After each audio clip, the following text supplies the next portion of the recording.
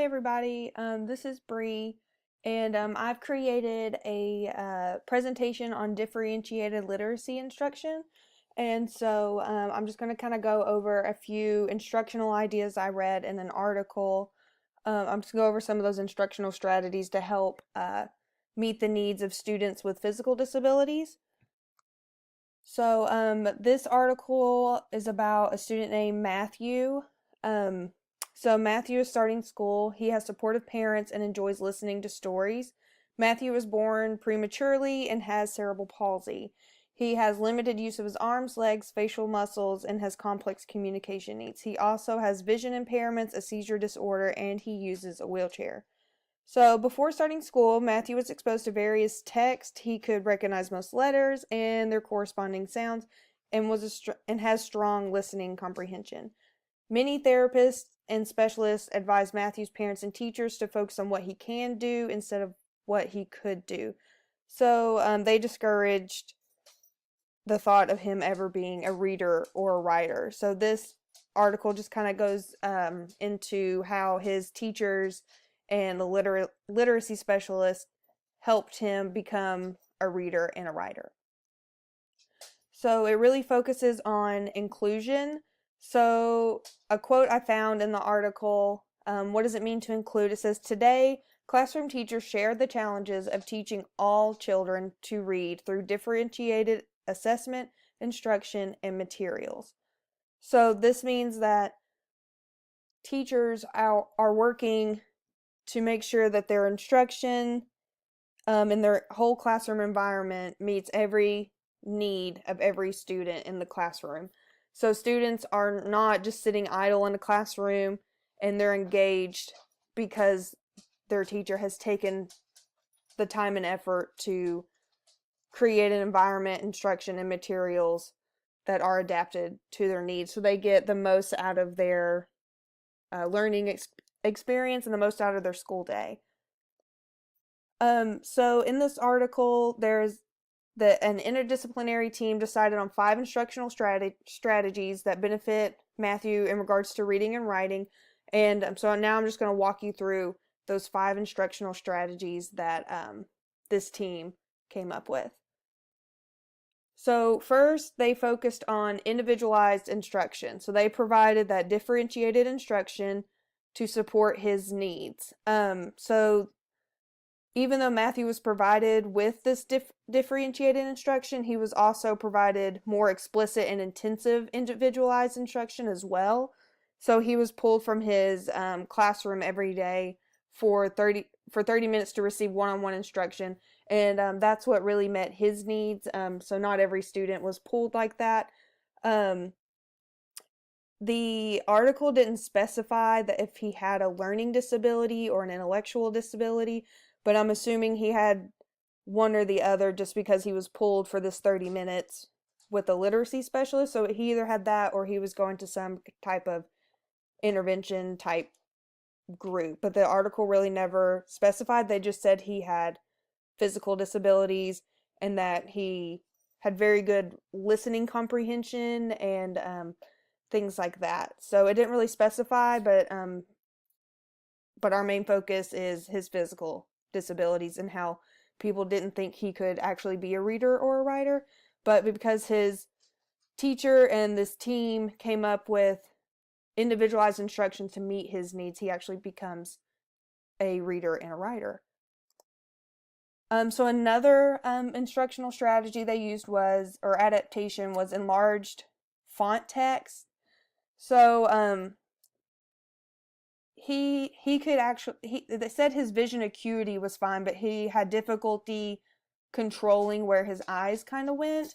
So he had difficulty tracking. So his teacher would recreate books and use larger fonts and create more white space so there's less to look at on the page, so there's less clutter, less things to distract him, and it was also less fatiguing because he wasn't straining. Because I mean, think about when you're trying to read a really small text, your eyes get tired, you get a headache. So this better met his needs. So his teacher retyped books. So she would take I guess, a favorite story or this maybe a book that they were reading in class, and she would recreate it. And she bound it together using rings, and that kind of made it easier for him to manipulate because it wasn't so bound. It wasn't bound as tightly. But I found this video of a teacher that has created that she creates her own books for her students, and we're just gonna watch like the first not even minute of the video just so you can kind of see an example. Hey there, my name is Elizabeth Griffin, and today I'd like to share with you my adapted book for Brown Bear, What Do You See by Bill Martin Jr. and Eric Carle. So to make my book, what I did is I actually utilized PowerPoint. So first I put in my text into my slides, and then I found some images. Some of them I found on the internet. Some of them I had to scan in from the book. So I found an image for each page, and the idea behind this is that I wanted to make the text a lot larger in case I had a child who was visually impaired, so they could see that a little bit better. I have a card for each of the characters, a large card, and then small cards for the end when they review. But I also have words. So you can kind of see all the white space that she has on here and how big the text are. They're kind of blurry how I stopped it, but you can see how big the text are and how she recreated that book. So there's less visual color because if you've actually, I'm sure a lot of you have read this book, but the words are actually kind of small. If you saw on the title page, you could see they were like small and white. And so she made these words much bigger, and there's much more contrast, so it would be easier for him to focus on. So now we're going to go back. All right, so that was the enlarged font and text. They also use multiple cueing systems. So instead of him sounding out words like you would think, because when he spoke, he would run out of breath easily, or he would take in breaths, like bigger breaths. So the way he would sound out words wouldn't sound quite like how someone else might sound out words. Like how you think when you break down like the word cat, it's k, at. And he wasn't able to do it that clearly. So they used other methods for identifying words. So the article said that he worked really hard on high frequency words. So I assume lots of flashcards and different games and things like that to practice words that he's going to see a lot. So like his sight words. They also taught him syntax, so how a word can be used so that it makes sense in a sentence. And they chunked multisyllabic words. So he probably did a lot of maybe not clapping out syllables, like maybe how you or I learned it, but maybe different methods for clapping out words, or breaking down the word into smaller sound units so that he could decode the word easier. So these are just examples of how he didn't necessarily, like you hear in elementary schools, like, okay, tap it out, and it's it's at or something like that. And so these are just alternatives to the traditional, like what we're kind of used to seeing, to like tapping it out or sounding out words. So he also did a lot of repeated reading. And so typically students, take home books. They have like a reading log that they may take home. But Matthew was not able to pick up and manipulate books by himself. He needed that extra support.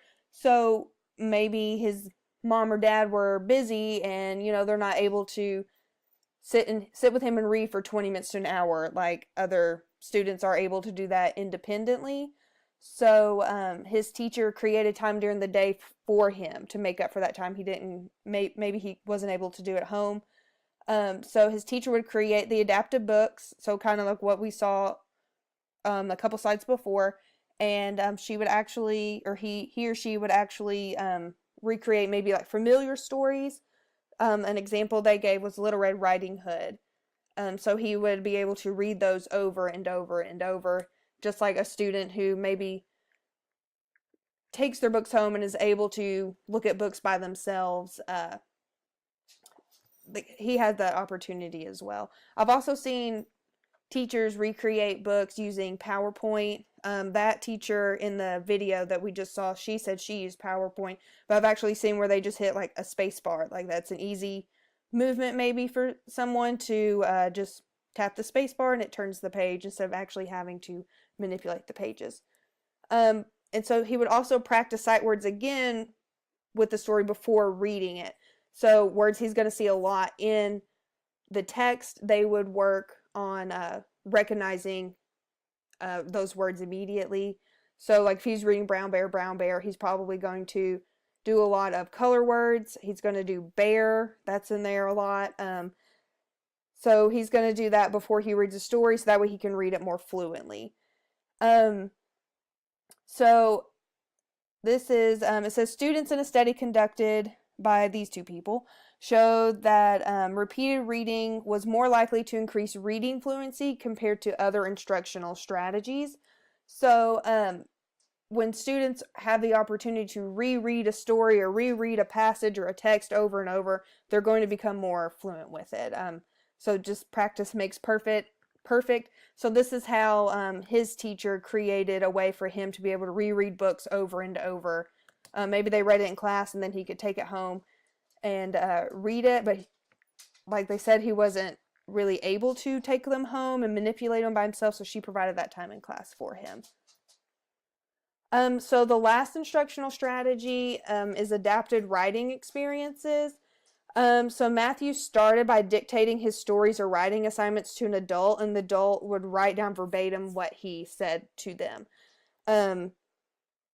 So after that, he started manipulating magnetic letters, and I thought that was kind of cool. I've never really seen that before. But you could do magnetic letters, but then you're only limited to however many letters are in front of you. So then I guess after he mastered that, he then transitioned into an adapted keyboard. So some other assistive technologies in writing that I have found are so this adapted mouse right here.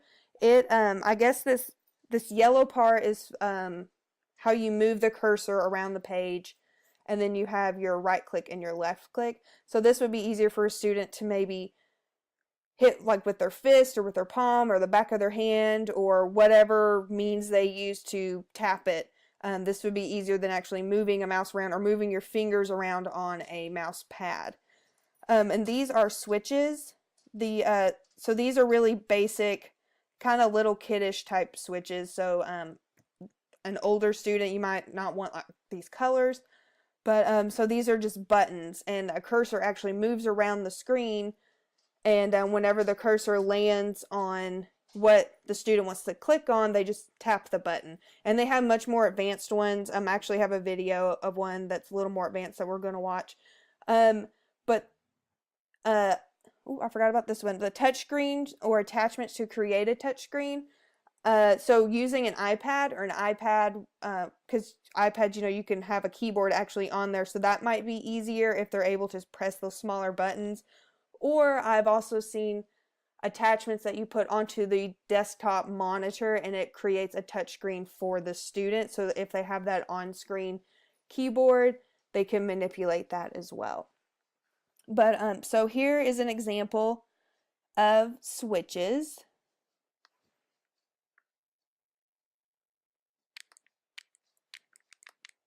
And this guy's switch is much more, I feel like it's a little more high tech than the example I showed you. But this guy actually is, he creates videos and stuff with this switch. So we're just going to watch a little bit of this video.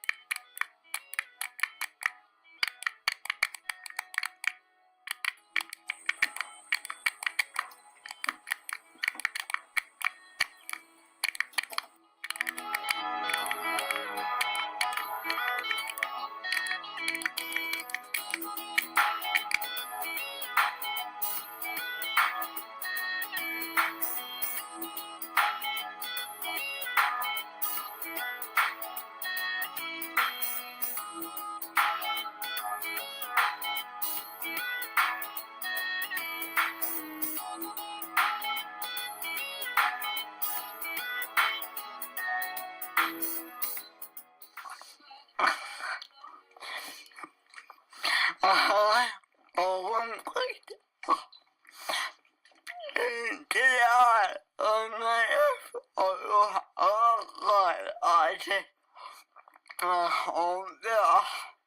I have anything real. And walking all my beside. This is a home of work. My husband, I was it's always we sit on the floor and then it's always connected. But I was speechless.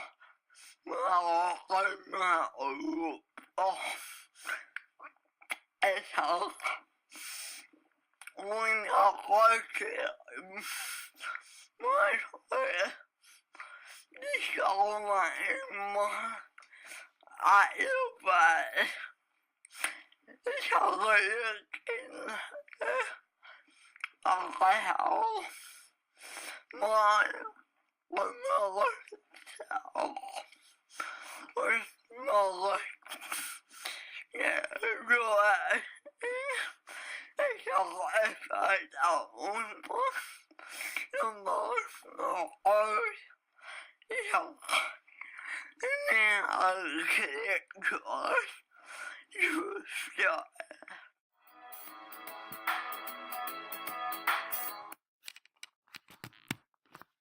So that isn't just an example of so he actually had two switches one that he manipulated with his head, and that controlled the switch that they showed on the floor, and that was connected to the computer. And so it was really hard to find an example of someone using it with writing, but I thought this one really showed how he could access his whole computer and other devices using that head switch. He made this video, and you see all these electronics and gadgets that I don't even know how to work on his computer, but he has full access to that um, because of that switch. And later in the video, he talked about how he's in college studying computer science and things like that. But I just thought that was cool how he could access that whole thing just with that one switch behind him. Um, I imagine that takes a lot of practice and a lot of patience with yourself, because I get frustrated just using a mouse sometimes. So I can't imagine how frustrating that could be, or how much practice he had to put in to actually manipulate that switch the way he does. He's really good at it. But that is my presentation. This is a quote that I found in the article. It says, teachers who look beyond traditional programs and use assessment guided differentiated instruction can begin to meet the diverse needs of students such as Matthew. So the main point of this presentation and this article is that just to take the time, and I know teachers don't have a lot of time, but just to take the time to meet the needs of students and see them for what they can do and what they could be able to do as well. Don't just look at them and assume, oh, well, this is going to be too hard, so I'm not going to take the time to do this, because Matthew in this article actually he is a reader and he is a writer. He started off in the beginning of the article as a kindergartner, I believe, and now I think by the end of this, he was like in first grade and he was reading and writing. It's just maybe it took a little longer for him to get there, but he got there. So go forth and be good teachers. And here are my references.